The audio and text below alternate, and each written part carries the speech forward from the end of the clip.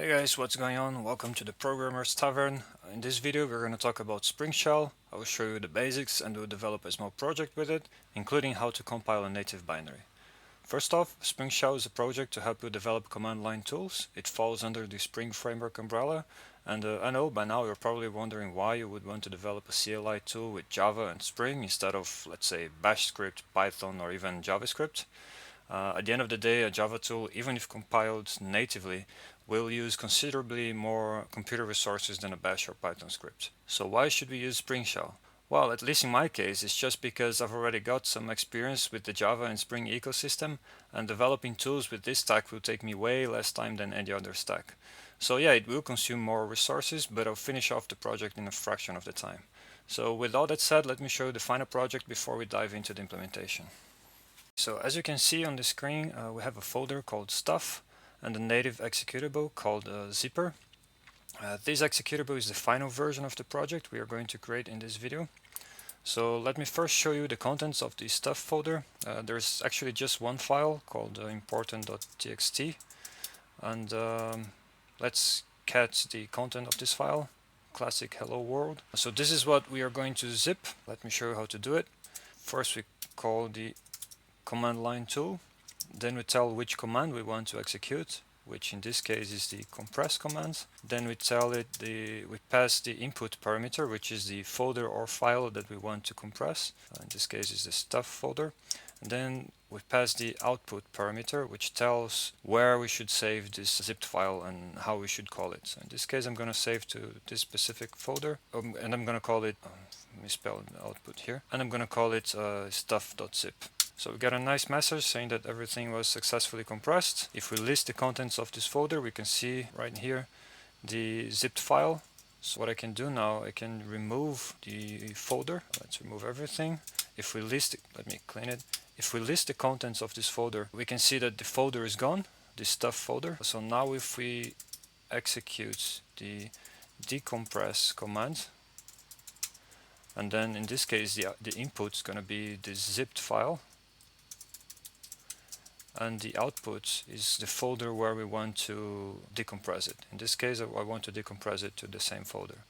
So again, we get a nice message saying that everything was successfully decompressed. If we list the files in this folder again, we get the stuff folder back again, and if we cat the contents of the text file, we get our classic hello world again. So this is the tool that we are going to build. Let me show you how we are going to build it. So we're going to jump into Spring Initializer. I have everything set here, not to waste your time. The dependency management tool that we are going to use is Gradle. You can use Maven, we are not going to tinkle much with it, so whatever suits you better. The Spring Boot version as of today is the latest one is 3.1.2, but anything above 3.1.0 should be fine. The group here is just I'm setting to Programmer's Tavern, con.programmer's tavern. You can choose whatever you want. The artifact, I'm calling it zipper.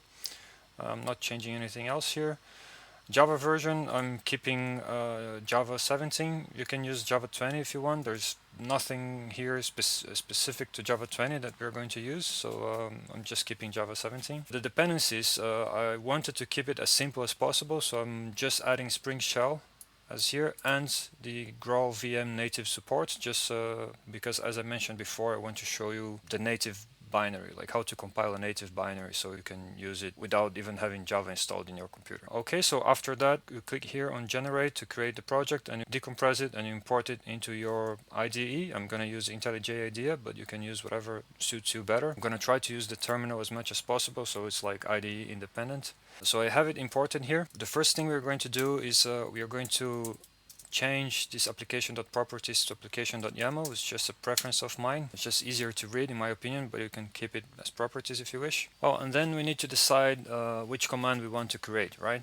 In the final application that I just showed you, we create two commands, which is the compress and decompress commands. First, I want to show you around a little bit, and I want to show you different ways of creating commands using Spring Shell. But we need to talk a little bit about which options Spring Shell gives you, because you have actually quite a few options to create commands using Spring Shell. There are two main ways, which is the programmatic way and using annotations. And within the annotations group, you have two set of annotations, like the legacy. They are calling it themselves the legacy annotations, and the newer annotations.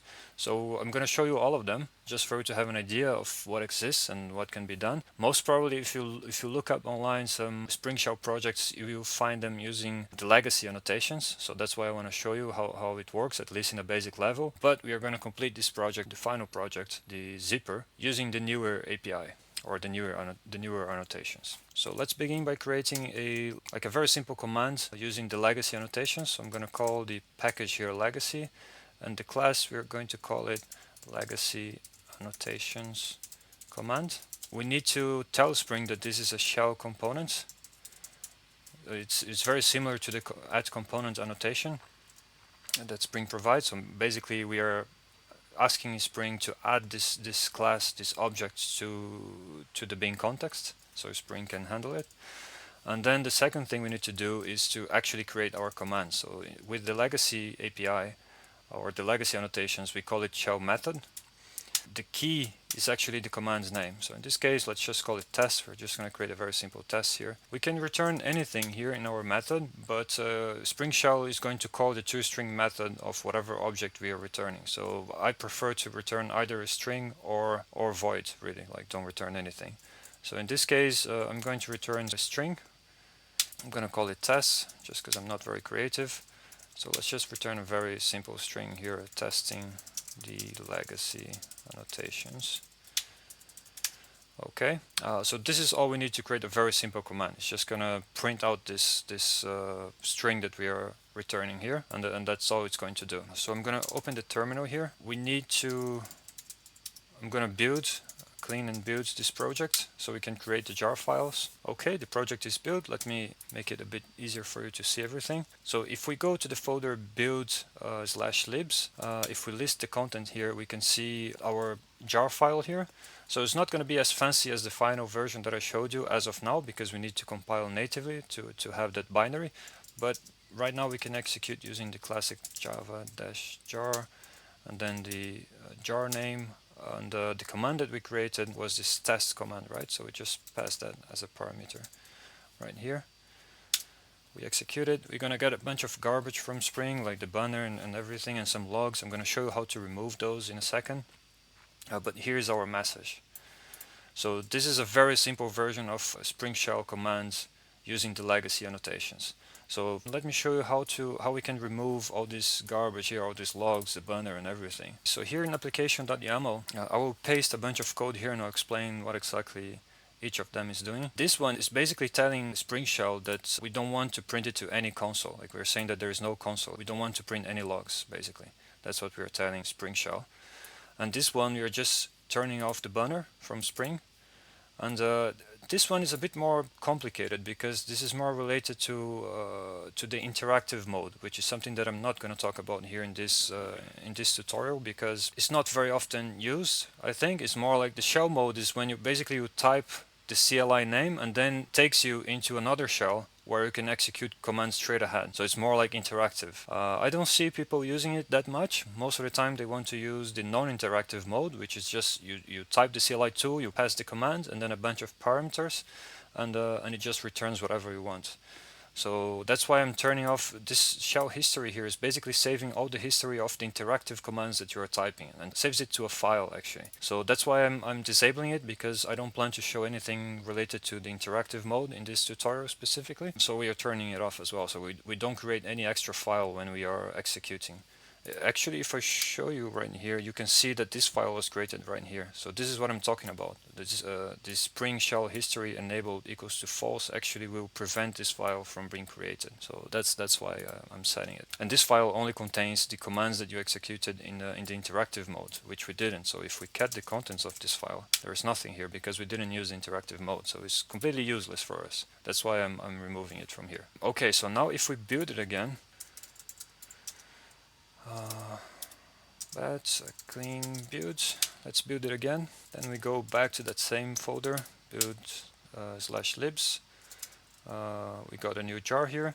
So now if we execute this zipper, the same command, test command, you see that we don't get any garbage here. It's just just whatever we are returning from the command. So it's a lot better in my opinion. Okay, so this is how we create commands using the legacy annotations. Now I'm going to show you how to create a command using the programmatic way. So let's again come here, create a new package called I don't know, programmatic, and then we're going to call it programmatic command, the class name. So this class needs to be a configuration, a Spring configuration, because we're going to create a bean here, and this bean is going to be a command registration bean that's going to declare the commands that we want to use, right? So we call it a bean, then we say it's a command registration. As I said, that's what we're returning.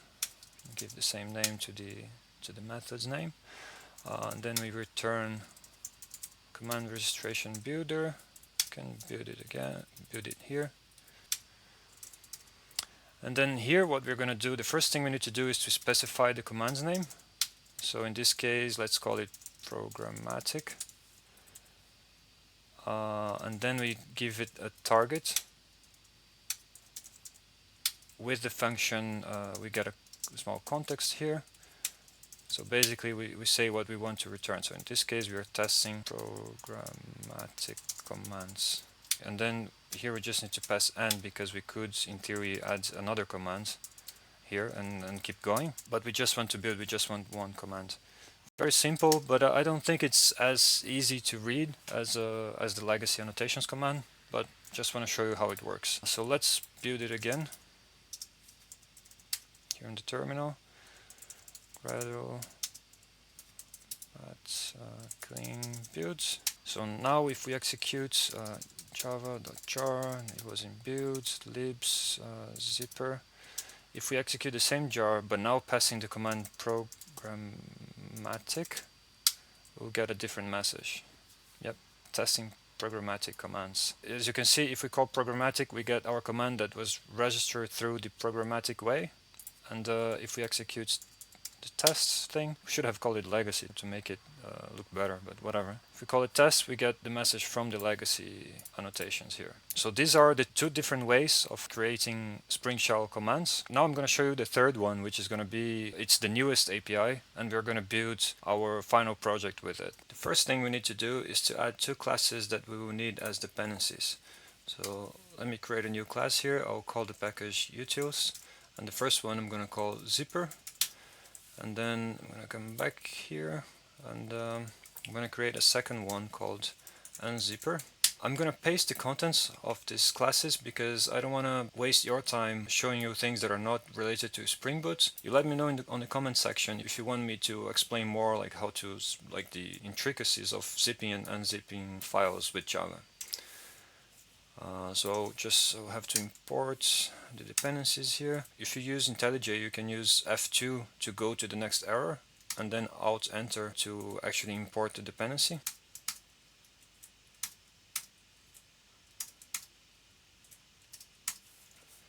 Okay, so we have all the dependencies here. Let me go to the unzipper file and do the same. Let's select everything here and paste my codes. Let's import everything. Then again, you can use F2 to go to the next error, and then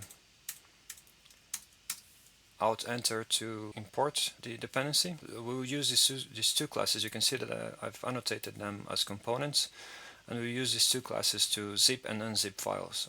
The API is very clear here, so you can take a look on the GitHub to see what it does. But basically, there is only one public method in each of these classes, and the rest is private. It's very well packaged and very easy to use. And we will inject these two classes, zipper and unzipper, in our command class to be able to zip and unzip files. So the API is quite clear here, so I'm sure that if you read it through, you'll be able to understand what it's doing. But again, let me know in the comment section if you want me to do a full video on how to zip and unzip files with Java, and maybe show you more about how to handle files, directories and everything using Java.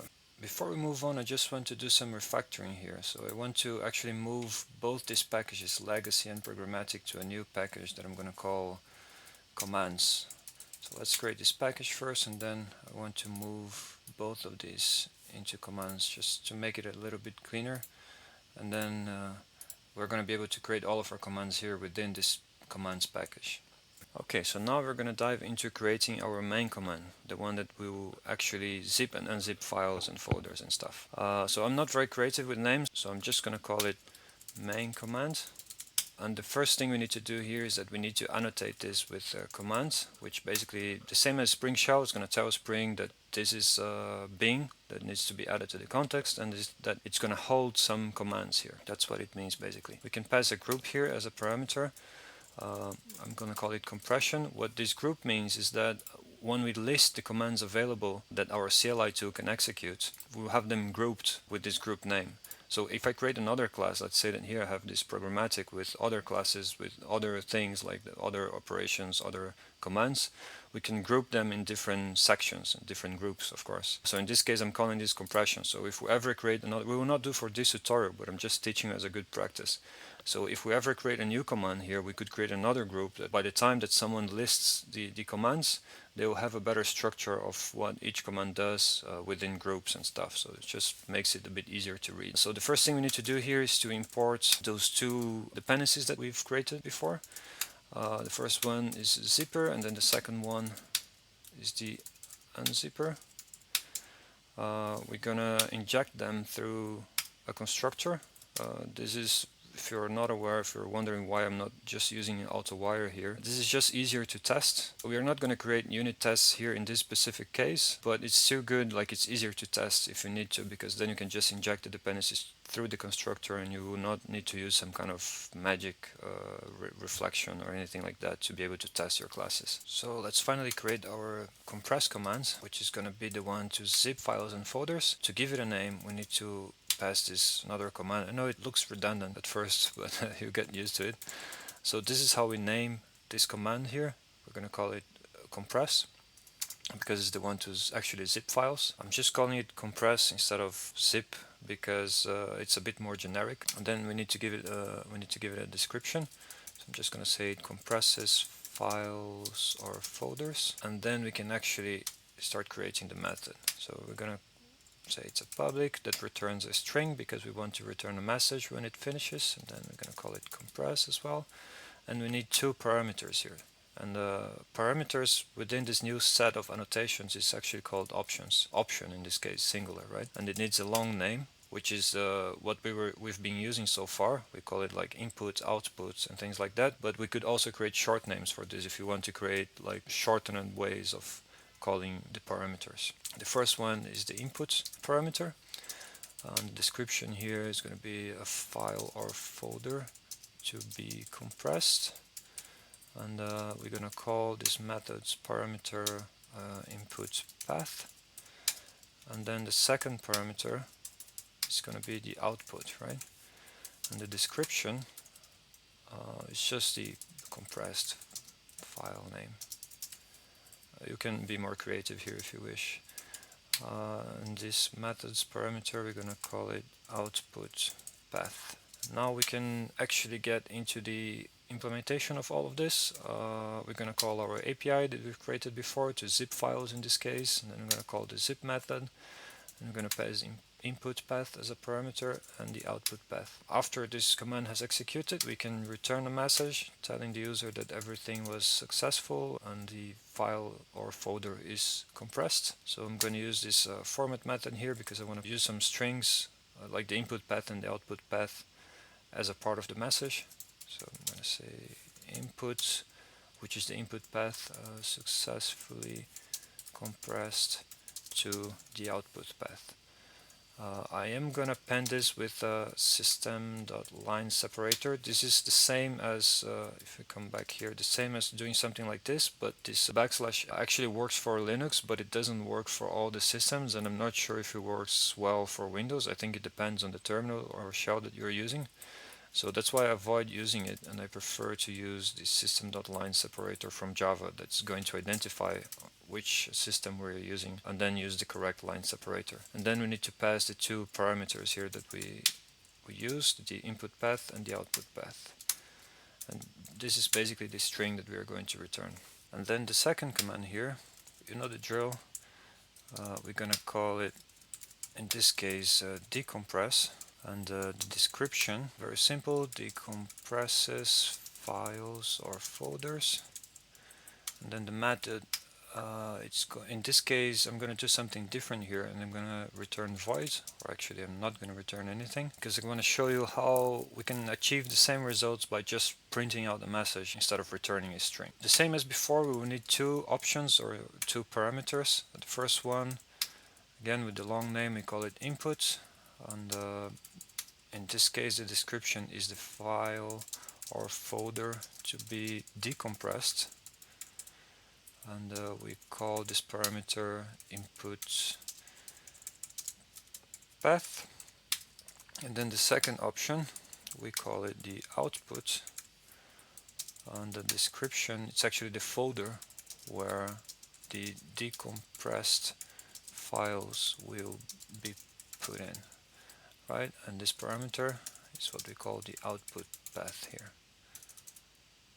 Okay, so now we can come here and do the same as before, but this time we're going to call the unzipper object, and we're going to call the unzip method. We're going to again pass the input path and the output path as parameters. And then in this case, as we are not returning anything in this method, we want to print out a message, right? So we're going to do actually solve, because we want to use specifiers here for strings, right? So we're going to say input, the specifier for string, which is going to be the input path, successfully decompressed to the output path. Again, we're going to use the same system.line separator, and we're going to pass the input path and output path as parameters. Let me format the code a little bit. And that's all we need to decompress files and folders. One last thing we need to do before we can build this project and play with our new CLI tool is that we need to tell Spring to scan for commands. So basically there is this command scan option here that we need to pass to our main application file that is going to run our application. This basically tells Spring to scan for commands. Another way that you can do it is using the enable command option, and then in this case you need to pass every class that you want to use. So we would have to pass one by one here. I prefer, at least for the sake of this example, I prefer to just run command scan, because then it just scans our whole code base looking for commands. And this one we would have to pass one by one. It might improve performance a little bit, but as I don't want to be every command that I create, I'll have to be adding this new command here, and then most probably will forget, so I just prefer to at least start with command scan. So just be aware that there are these two options, but we're gonna go with command scan for now. Then after this, we can build our project. Gradle path clean build. Let me make it a bit bigger. And now that it has finished building it, we can execute the jar file as we did before. Same folder, build libs zipper.jar, and then the command that we want to use is the compress commands. The input parameter I'm gonna just pass like the git ignore file, just as an example. The output, we're going to call it gi.zip. Let's see if it works. Okay, it says that it successfully compressed our git ignore file. Let's actually take a look here at this folder, and yes, we can actually see our gi.zip file. So to be sure that it actually worked, let's just remove this git ignore file before, and now we need to decompress it, right? So let's see, java.jar build libs zipper. Now we want to decompress, and the input is going to be the gi.zip file, and the output is the current folder. Let's see if it works. Okay, we got a nice message. Let's list the files in this folder, and we do have our git ignore back here. We can remove the zip file, and it seems like we have our tool working. So next thing, let me show how we can compile it natively. It's a bit more complicated than just running a Gradle task. There are some requirements for that. So let's dive into it. So if you are on Linux, all the power to you. It's going to be way easier for you, I think, as long as you have all the dependencies to be able to compile C code, which usually, like in Ubuntu, for example, is the meta package called build essentials. So as long as you have that installed, it should be good to just run. What I'm going to show you here is going to be something along the lines of Gradle and then clean native compile. So you can just run that straight ahead and it will create the native binary for you. If you are on Windows but you use Windows Subsystem for Linux, which I have installed here, you will need this dependency here. If you use Ubuntu, you can install using the apt package management, and the dependency is called zlib1g-dev. So you can install it and then you'll be able to run this command here, Gradle clean native compile, as you would run on Linux. If you are on Windows though, things are a bit more complicated. So there is an article that I'm going to leave on the description of this video. It's this article right here, using GraalVM and native image on Windows 10. It explains step by step everything you need to install beforehand to be able to compile native binaries. So unfortunately, you will have to install not only the GraalVM itself, as other dependencies like Visual Studio and the Windows SDK as well. In this case, he's explaining how to install it on Windows 10, but it also works for Windows 11. Let me know in the comment section below if you want me to create a video on how to do it step by step on Windows 11 or Windows 10, and I will do it. By now I'm not going to waste, because this is going to take a lot long. This video is already very long.